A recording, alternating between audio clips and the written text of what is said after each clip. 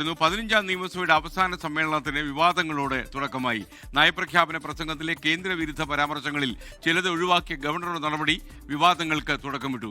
Governor ഒഴിവാക്കിയ ഭാഗം സഭയിൽ വായിച്ച് മുഖ്യമന്ത്രിയുടെ അസാധാരണ നടപടി.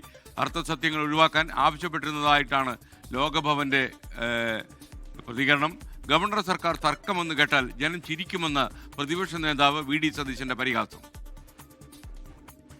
രണ്ടാം പിണറായി മന്ത്രിസഭയുടെ അവസാന നയപ്രഖ്യാപനത്തോടെ ഗവർണർ സർക്കാർ പോര് ഒരിടവേളയ്ക്ക് ശേഷം വീണ്ടും ആരംഭിക്കുകയാണ്.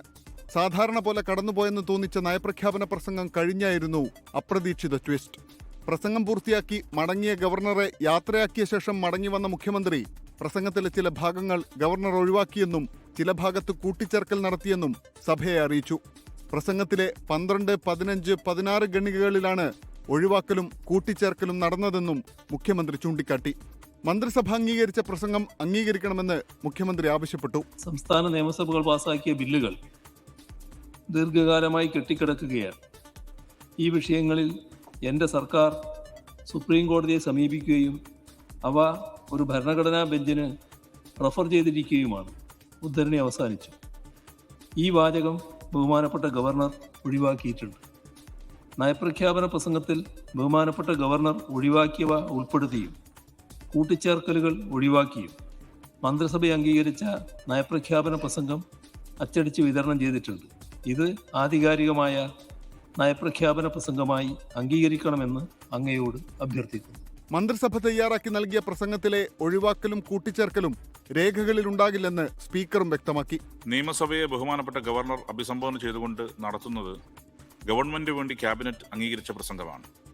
അതിൽ നിന്ന് വിട്ടുപോകുന്നതോ വ്യതിചലിക്കുന്നതോ ആയിട്ടുള്ള പരാമർശങ്ങൾ ഔദ്യോഗികമായി അംഗീകരിക്കുന്നതല്ല. അതാണ് നമ്മുടെ സഭയുടെ കീഴ്വഴക്കം. എല്ലാ കാര്യങ്ങളിലും ഒത്തുതീർപ്പിലെത്തുന്ന ഗവർണറും സർക്കാരും തമ്മിലുള്ള ഏറ്റുമുട്ടൽ പരിഹാസ്യമാണെന്നായിരുന്നു പ്രതിപക്ഷ നിലപാട്. ക്യാബിനറ്റ് തയ്യാറാക്കി കൊടുക്കുന്ന പ്രസംഗമാണ് ഗവർണർ വായിക്കേണ്ടത്. ഗവർണർക്ക് പേഴ്സണൽ വ്യൂസ് പറയാനുള്ള അധികാരമില്ല. ഗവർണർക്ക് കൂട്ടിച്ചേർക്കാനോ വിട്ടുകളയാനുള്ള അധികാരമില്ല. അതൊരു ഭരണഘടനാപരമായ കാര്യമാണ്. അതിനോട് ഞങ്ങൾ യോജിക്കുന്നു. പക്ഷേ ഗവർണറും ഈ സർക്കാരും തമ്മിലുള്ള തർക്കം എന്ന് പറഞ്ഞാൽ ആളുകൾ ചിരി തുടങ്ങുമ്പോൾ, കാരണം ഏത് രാത്രി വേണമെങ്കിലും സെറ്റിൽമെന്റ് ആവാം. പിന്നാലെ അനാവശ്യ വിവാദമെന്നാരോപിച്ച് ലോക്ഭവൻ വാർത്താക്കുറിപ്പിറക്കി.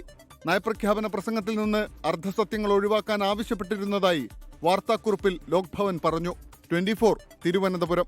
ലോകത്തെവിടെയായാലും ഏത് സമയത്തും 24 വാർത്തകളും ഓഗ്മെന്റഡ് റിയാലിറ്റി പാക്കേജുകളും എക്സ്പ്ലെയിനറുകളും വിശദമായി കാണാൻ ഞങ്ങളുടെ യൂട്യൂബ് ചാനൽ നിങ്ങൾക്ക് സബ്സ്ക്രൈബ് ചെയ്യാം.